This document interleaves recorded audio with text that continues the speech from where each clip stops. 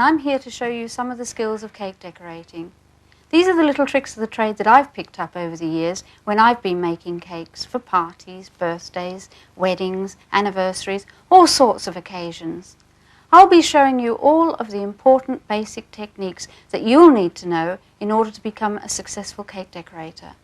On other parts of this series, we'll be looking at more specialized subjects, such as flowers and ornaments, cake baking, making chocolates, advanced piping, all sorts of things. But now we're going to start at the beginning, and that's with the most basic ingredient, royal icing. I broke this egg yesterday, and I have the egg white here, and I'm going to take out the little spindle that is usually attached to the yolk. If you leave that in your mixture, you'll find that it will actually end up blocking your icing tubes. I have about a pound of icing sugar that has been sieved, and I'm going to add about half a spoonful at a time. Each time I add the icing sugar to my egg white, I make sure that I incorporate it all. So you keep beating it until your icing will stand in a soft peak. And you'll see that the tip will just turn over. And this is right for piping your fine lines, etc. Now, it's most important that you keep your royal icing in a good condition. And the main reason for that is that the sugar will crystallize if the air stays on it.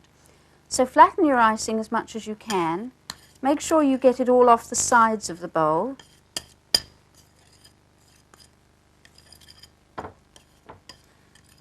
And then wipe the edge of the bowl with a damp cloth so that you get all those crystals of sugar from the side of the bowl. Then you want to get some cling film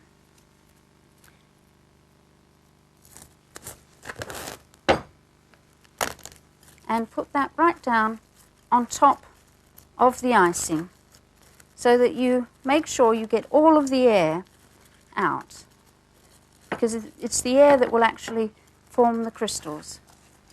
Once you've done that, put another layer of cling film right over the top of the bowl, and the reason you put the one right down on the icing is to stop the air that is between the top of the icing and this layer of cling film. You can then put the whole thing into a Tupperware bowl, but if you're going to use the icing straight away, you simply need to cover your bowl with a damp cloth.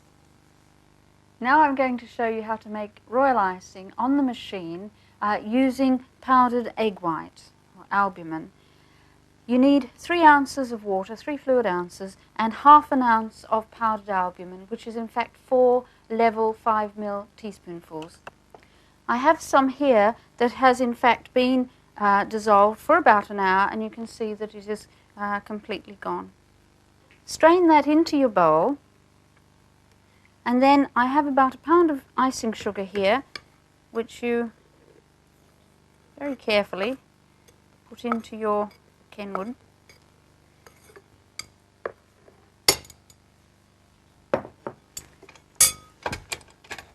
And turn the machine on to the lowest speed.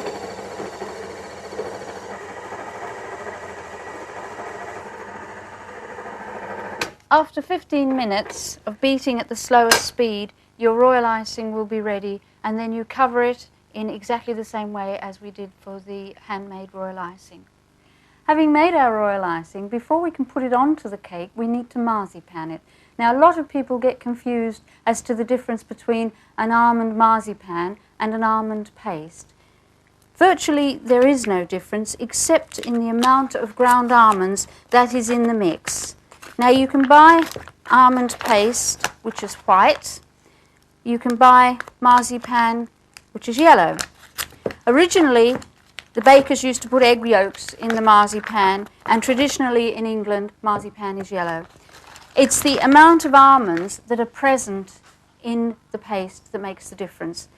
In an almond marzipan, you must have 25% ground almonds. In an almond paste, it must be ground almonds, but there is no percentage. Okay, so we're going to marzipan the cake, and I have some here that I've already softened up a little and just kept wrapped up in cling film so that it doesn't dry out. Now when I knead my paste, I knead it in a circular motion. And never use corn flour with your almond paste or your marzipan, because you can start up a fermentation if you're not careful. Always use icing sugar. I'm going to put a teaspoon of glycerin per pound of marzipan. And as I've got about 2 pounds of marzipan here, I put approximately 2 teaspoons of glycerin into it. The reason we add the glycerin to the marzipan is the fact that it softens it and keeps it in a nice pliable condition. It won't stop it crusting off, which is very important when you come to royal icing, but it does help your marzipan. Right.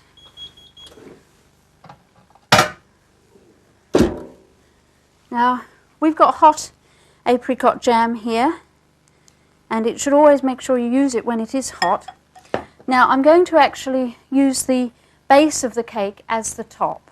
So the first thing you do is, if you haven't got a perfectly smooth surface, you roll a piece of marzipan that's going to go round the edge. If you have a crater in the middle, then you fill it, because in a week's time you'll find that that crater will appear on the surface of the cake.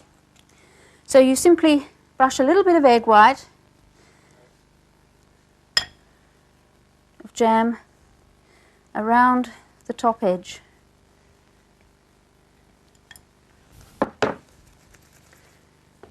And roll your sausage out.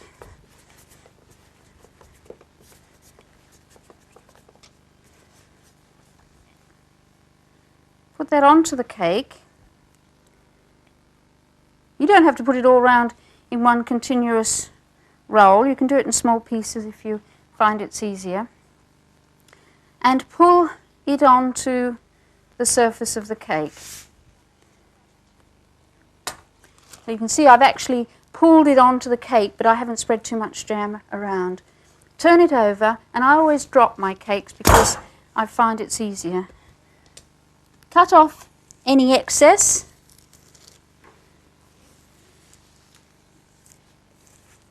It's been forced out when you turn the cake over. And then you can use this little bit to fill in any major holes.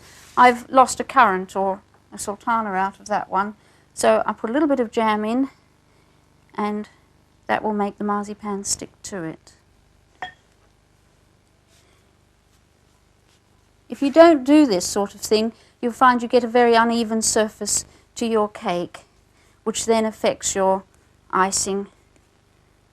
So the flatter you can get the cake at this stage, the easier it is to flat ice.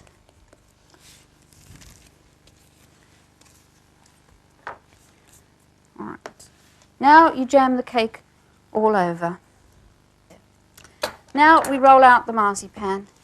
When I was kneading the paste, you can see I didn't have any sugar at all. When I roll out the paste, this is when I need to have some sugar underneath it in order to be able to roll it out. Now, to cover the cake, I'm actually going to use about half of this for the sides and about half for the top. So it's quite a good idea, if you have a bowl, just to put it over the marzipan you're not going to use for the moment, just to stop it from drying out. Roll this into a long sausage. Move that out of the way. Keep your icing sugar underneath your marzipan so that it doesn't stick. And in order to work out how much paste you're going to need to go around the cake, it's an easy way of doing it is to actually measure the top, and it's 3 times the diameter of the top. So if you flatten your sausage first, and then you can start rolling it along. Now I want to cut it to the height of the cake. I'm actually going to use my straight edge, which I'll be using later when I flat ice it. Or you could just use a ruler. And if you want to, you can actually measure it, or you can just use your own guiding of your eyes. Didn't say.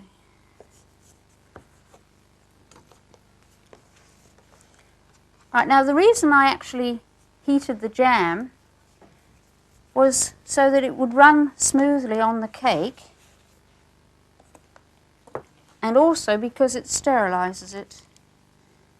The reason I sieved the jam was the fact that it takes any lumps out of it. So I rolled up the marzipan very roughly so it wouldn't stick together. Take it round the sides, unroll it, let it overlap, and then actually cut through both of them. And that way you'll end up with a good join. Just take out the bit that you've overlapped.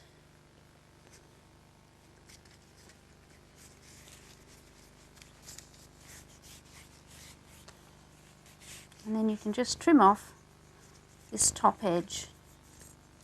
You can use your smoothers, which are pieces of plastic.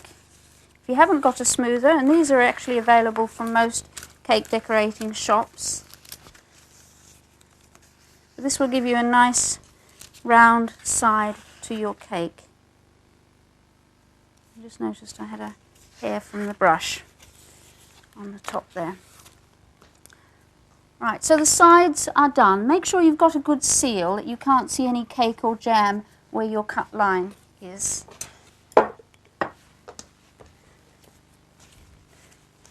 Use up what you didn't use on the sides. It'll give you extra bulk for the top.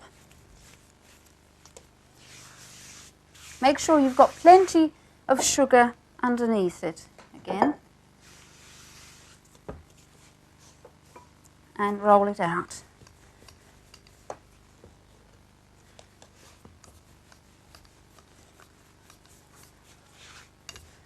All the time you're rolling it, turn it and lift it and keep the sugar underneath it, but don't turn it over. And it's smooth.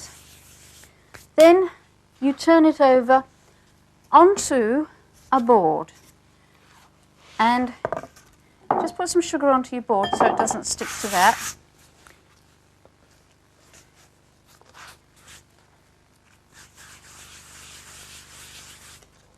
You can then either lift this and put it onto the cake, or you can actually turn your cake over and drop it onto your paste. Then you need to very carefully cut around the edge of your cake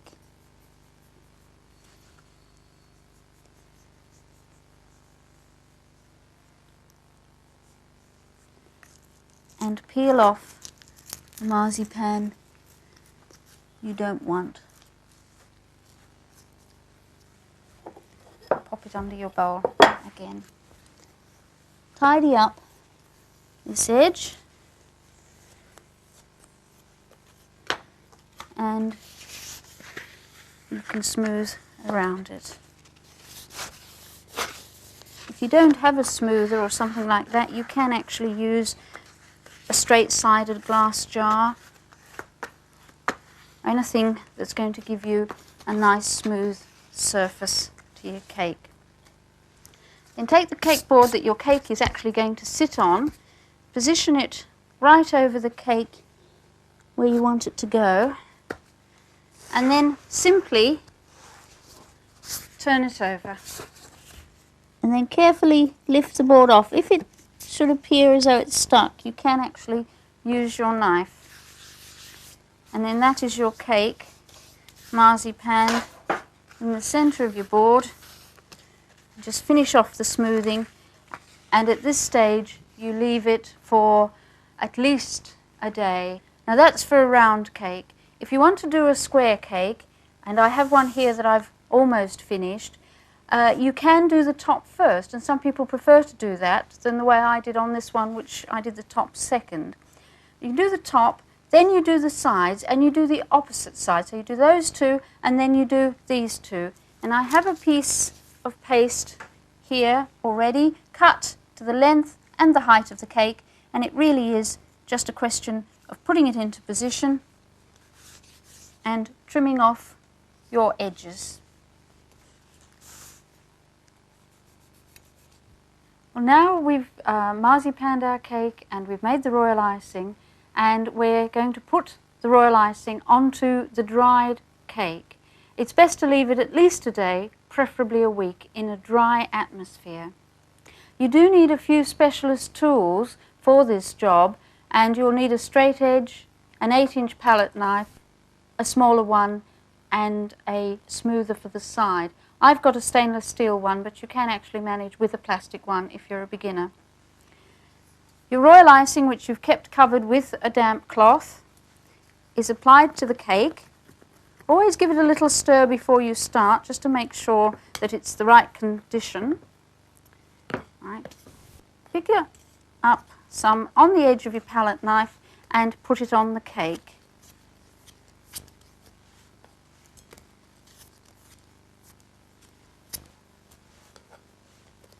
Now, don't worry at all about the fact that it has got lots of air bubbles in it, because you're going to get rid of these by paddling. But before I do that, I'm actually going to put a damp cloth underneath my turntable because it keeps moving. This is quite a good tip if you find your turntable or your cake are moving on there, is to put a damp cloth, and that will hold it firm and it'll help it to move a lot better. Make sure you center your cake up as much as you can on the turntable, because it will spin more freely then. When you paddle, which is really just to get rid of the air bubbles, but you keep quite a bit of pressure on your finger, and you make sure that the tip of the palette knife is over the center of your cake. Then you can actually smooth it. The reason you're doing this is literally to squash the air bubbles.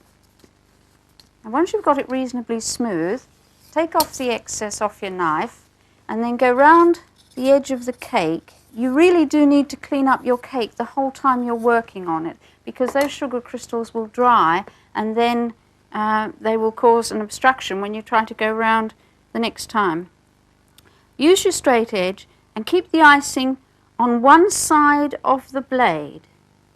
Get to the edge, turn it and come back towards you and turn it. You might be able to do this in one action. I'm doing it 2 or 3 times so that you can actually see what's happening, and you can see the amount of air bubbles that I've got on it. So as I said, this is a new icing, it's aerated, so I've got plenty. When you're satisfied, come straight off. Now, if you've got icing on both sides of your straight edge, you've actually done it wrong. You've turned the blade over and come back like that. You should always only have the icing on that side. Now, I've got a cake here that is actually been coated, and the top icing is hard. And I can now do the sides of the cake. The action is very similar, but I find it much easier to work with a smaller knife. This time you paddle on the sides of the cake. Paddle it as you go. Now, you don't have to try and get a really smooth top coat at this stage. Royal icing is a building up, and one of the things that happens is when you make your icing to coat the cake, make enough to do the 3 coats. And that's the whole secret of getting a good final coat. You make it all at the same time. You use for the first coat the icing when it's fully aerated like this, and then you leave it and the icing for the 6 hours. You put the second coat on, you leave it again for 6 hours. By the time you come to the 3rd coat, the icing will have broken itself down, the bubbles will all have dispersed, and you will have a really smooth finish to your cake. Again, take off all this excess while you've got the chance, and then we use a smoother. Just dampen it with a cloth. Hold the turntable at about 3 o'clock, so you've got your elbow bent. You hold the straight edge or your smoother against the cake, and you very gently rotate the turntable, keeping your straight edge smooth. So that's how you put your first coat on. To do a square cake, you actually do the top exactly the same way as you have done that, and you work your sides opposite to each other. And these are let dry as well before you do your other two sides. And now we're going to go to a cake that's already had its two top coats and side coats on it. So we'll put that one out of the way. Get this one. I can't use this freshly made icing on this cake because it's got too many air bubbles on it. So we put that to one side as well. Again, making sure you cover it. This is some icing that is in fact at least 3 days old. And you will actually see the difference when we put it onto the cake. It's a lot softer and smoother, and it shouldn't have too many air bubbles in it. So the action is exactly the same.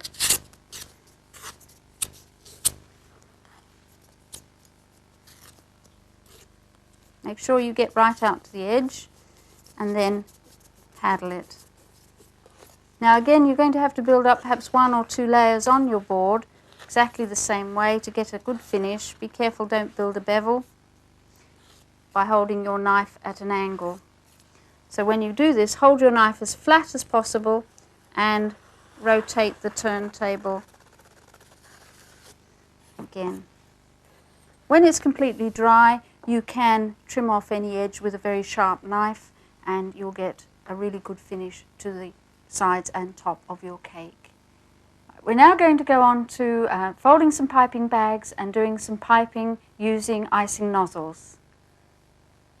As you can see, there are an awful lot of nozzles available, but as a beginner you'll only need 2 basic nozzles, which is a number 1 for your straight lines and a number 5 for your shells. We're going to go on to do some piped flowers, and for that you need a 57 or a 58, which is your petal tube, and a number 37, which is your little forget-me-not blossom.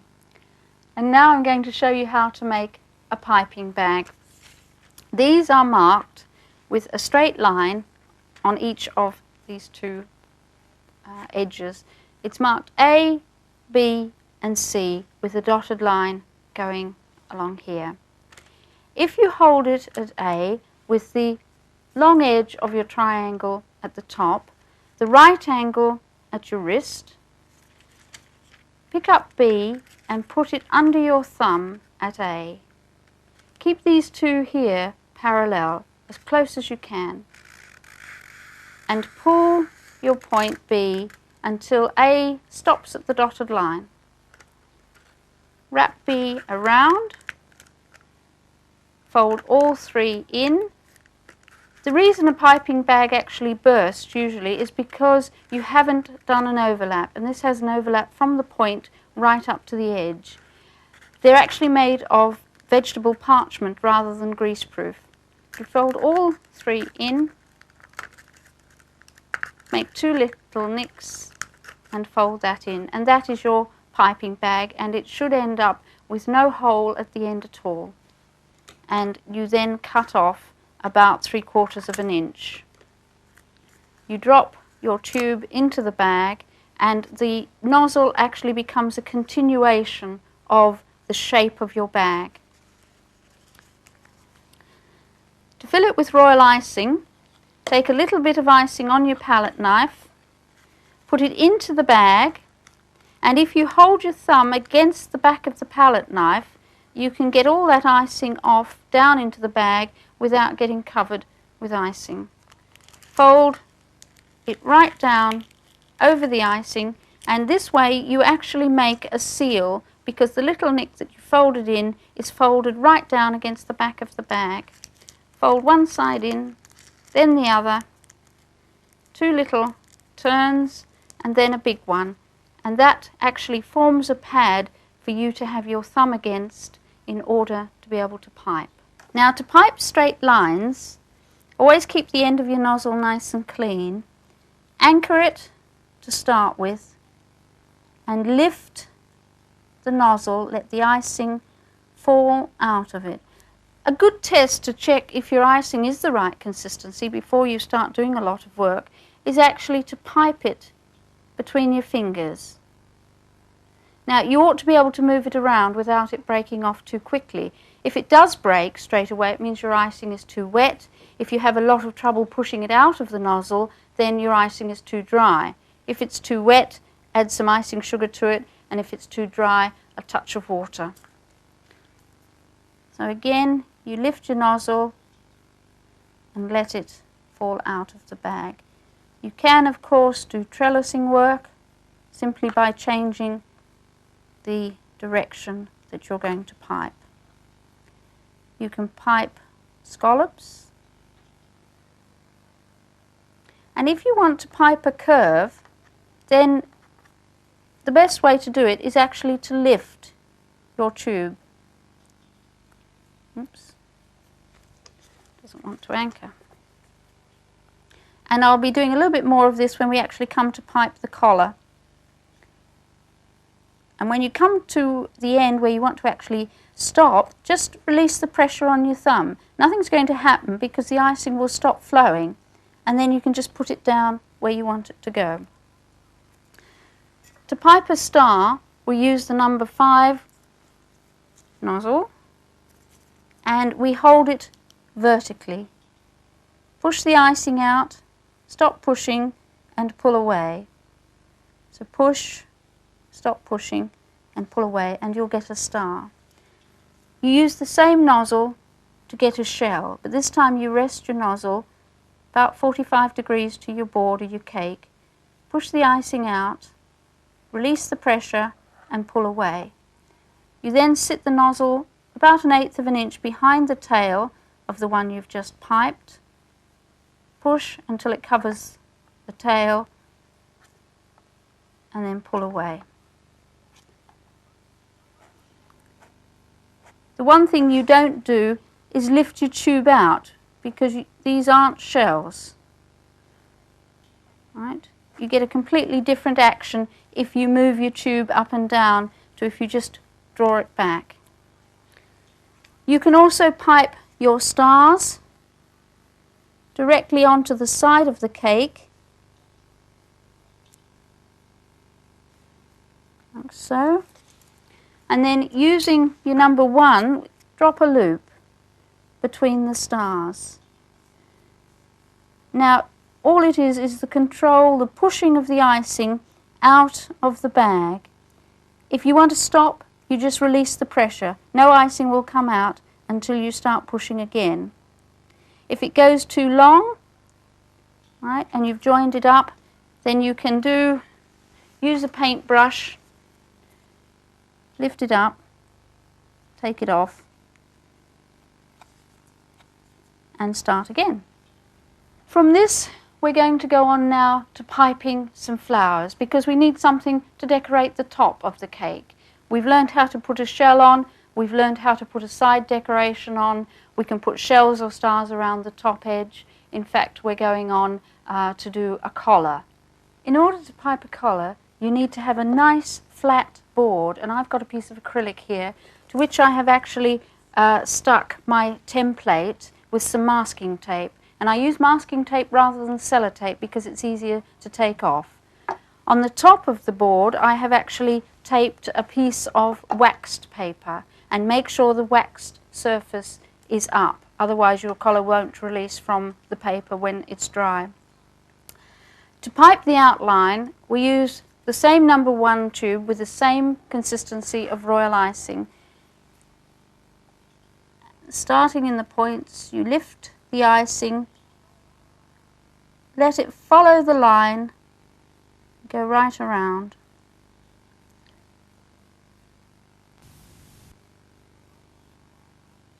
When you want to stop, remember, release the pressure and bring the tube down. If you make a mess, you can always take it off with a brush. It should be a damp brush, not a wet brush. And start and go round following the lines.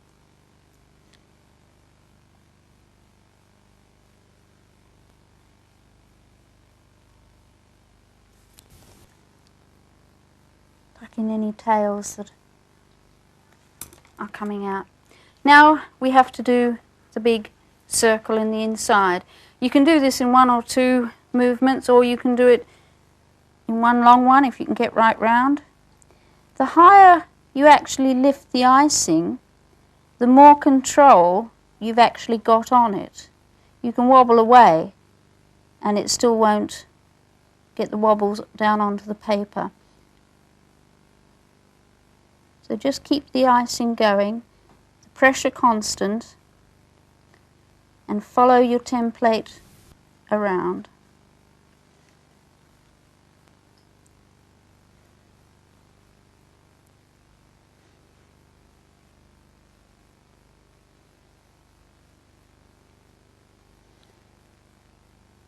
Now when you come to the end where you want to stop, you have to gauge the distance. You can go down lower, release the pressure and stop. And then tidy up your join with your brush. And that is the outline of your collar piped. Now there's no point in doing this the day before you're going to flood the collar. The icing must stay reasonably soft. So you do your outline and you then flood it. To flood it, we actually use a much wetter icing than our piping icing. I have broken this down a little bit with some water, but I just left the final bit to show you the difference. You can add it a spoonful at a time. Don't try and add a cupful at a time or you'll end up with it too wet. Stir it in. Now you don't beat this icing, you stir it very gently so that you don't beat too many air bubbles. And in fact it's much better if you can make it an hour, 2 hours before you're going to use it, because you'll find that the air bubbles will come to the surface and you can then disperse them with a knife. Now because I've got actually a lot of icing to fill in there, I'm going to use a disposable plastic bag. It's obviously a lot bigger. Fold the bag down over your hand so that you make your triangle inside there. And you can then lift your icing and pour it into your bag. Right, now because I've got a fairly large area to flood, I actually need to cut quite a lot off the end of this bag. So you go up about 1/4 inch, take it off. You can see that the icing is very wet and it's already wanting to come out of the bag, so we'll start there. Don't actually pipe it right up to the piped line because you'll find it does flow. Keep the tip of the nozzle or the tip of the bag into the icing all the time. You can only work one section at a time. If you tried to go in one direction, you'd find that by the time you came round to where you started, it would be dry and you would end up with a line in your collar. Use your brush just to bring it to the edge of your icing. If you see an air bubble, disperse it with your brush.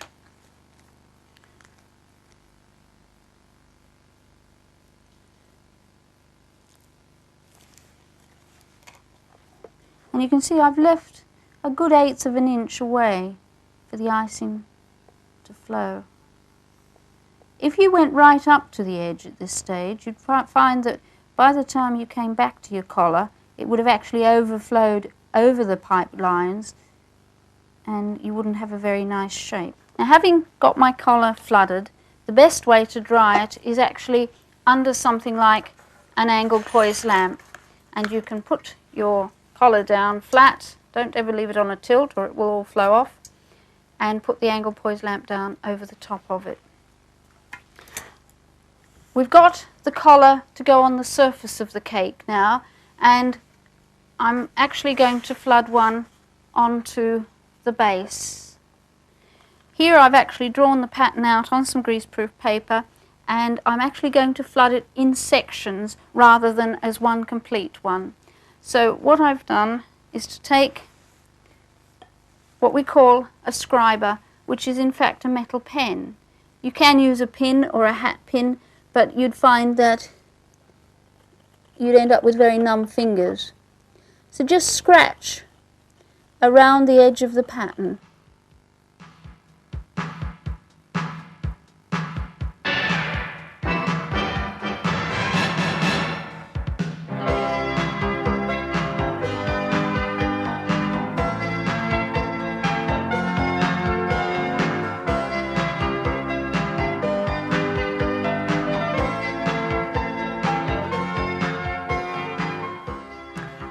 To pipe your flowers, you need an icing nail, and literally that's what it is. It's a nail with a flat disc on the top. The nozzle I'm using is a 57, and it is in fact shaped. It has a cup on one side, and it's wider at one end than it is at the other. Now, the easiest way to get your little squares of wax paper to stick to the top of the icing nail is just to put a little bit of icing on the nail, go down onto your square of wax paper and pick it up. Use the wider end of the nozzle and hold it into the center of your nail. Push, turn the icing nail at the same time. As you come to the end of the petal, just bring your bag off. Tuck it in behind the first petal, push again, turn, release the pressure and come off. Tuck it in again behind that petal. Because it's a blossom, I'm actually going to pipe 5. And you can see that I've got the white in the center of the petal and the pink on the outside. When you come to the last petal, just release the pressure and pull it off. So that's actually how you pipe a blossom. I'm now going to change color, and I'm going to pipe a little narcissi or daffodil. And here I have some yellow icing.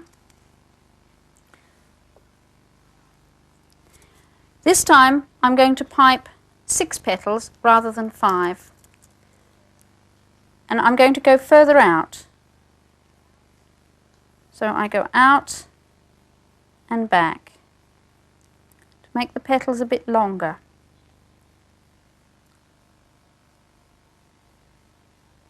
Right, so that's 6.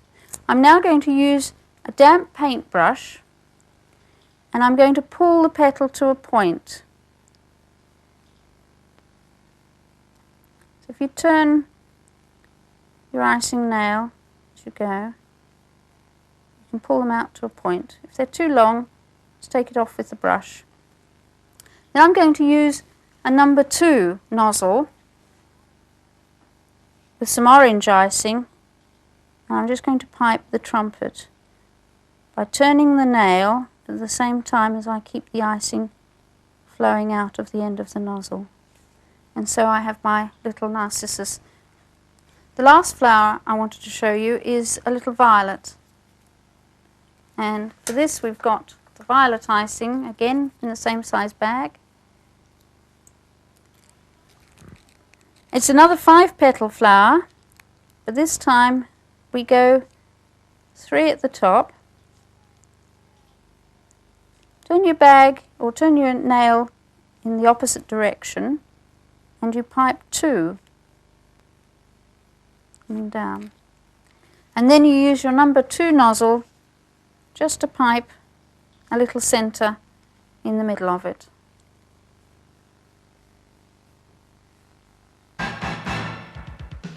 Now, to finish this section of the program, I'd like to put together everything that we've covered so far. So we have got the covered cake with the collars flooded onto the boards. I'm going to tie a ribbon just around the side of the cake. Just tie it into a bow. Pull it quite tight so it sits nicely.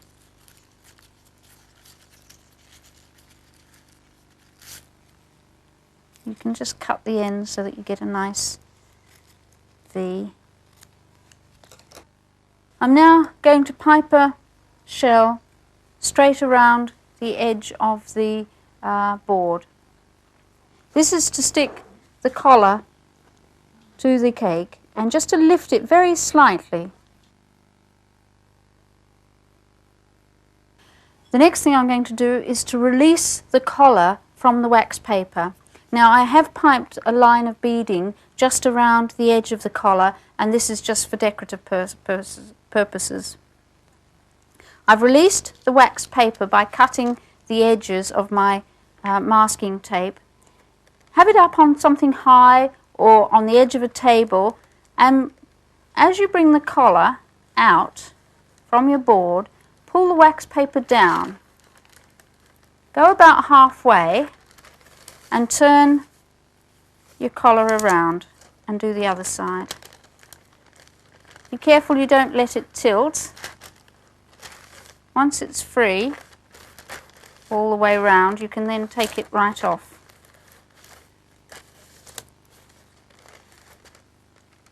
Just one more place.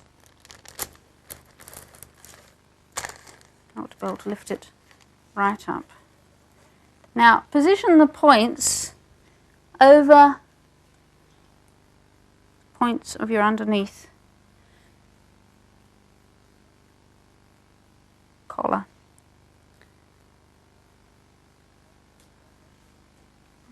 And don't push it down too hard. You want it to just sit up slightly proud of the edge of your cake.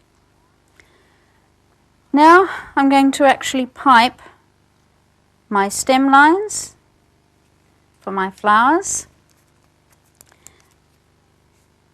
This is the same action as piping the inside line of your collar. Lift the tube, keep the control, let the icing fall out.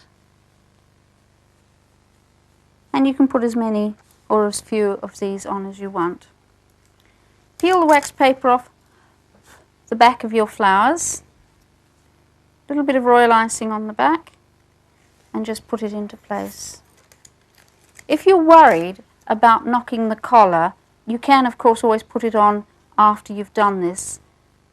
But I like to put the collar on first because it means I can position the flowers right in the center where I want them to go. I'm just going to pipe some leaves. Daffodil leaf is a long leaf, so bring it up and you can turn it and bring it down. If it doesn't come off to a point, use your brush, and that is your finished cake. Now we're going to go on to actually putting a pattern on the side of the cake, and I'm going to do this by getting a piece of paper and cutting it to size. So now I've put my cake up on a turntable and I've actually cut a paper pattern out of some greaseproof paper so that it's the same height and the same circumference as the cake. Take it off and do some paper folding. Fold it down, and I've now folded it into quarters. Fold it one more time and then cut a slight curve. You can of course draw on it and get your line if you want to. Then you just pin this into place, lining up your corners. Always remember, if you are going to pin it, that you pin it somewhere where you're actually going to cover it. And as I'm going to put frills on this cake, I'm going to pin it quite high because the frills will cover it. I'm now going to do some crimping. Put the teeth in just above your paper pattern. That's only there to give you a guideline. So go into the depth of the teeth, crimp together, release very slightly and come out. Remember, as you're going round a curve, you might actually need to change the position in your hand so that you can bring it up. And when you go down the other side of the curve, you might need to change it back again. When you do crimp, don't let go, because that's the sort of thing that happens. Now, if that sort of thing happens, remember your paste is still soft, and you must do your crimping while it is soft. You can't leave it for 2 or 3 days to do this. You must do it within half an hour. If you crimp and you don't release, you'll pull the piece of paste out. So if you do that, just put it back in again, Just give it a little bit of a rub again so that you can get it back together and crimp it. Now you'll know where the mistake is, but nobody else will. Now this is a cake that has actually been crimped with a pattern right around it. I've done a shell along the border with royal icing that I have coloured with the peach colour, and the shells are done exactly the same way as we did them on the royal icing section of the programme. But now to finish this one off, I'm going to show you how to make some frills. For this you need some of your sugar paste. Always keep it covered, remember, when you're not using it. And this time I'm going to roll it out very thin. I've got a little bag of little muslin bag of corn flour, and it makes it sieve out very finely. Now I can use corn flour when it comes to rolling frills because it's not going to be in contact with the marzipan, and so you've got no problems with it fermenting.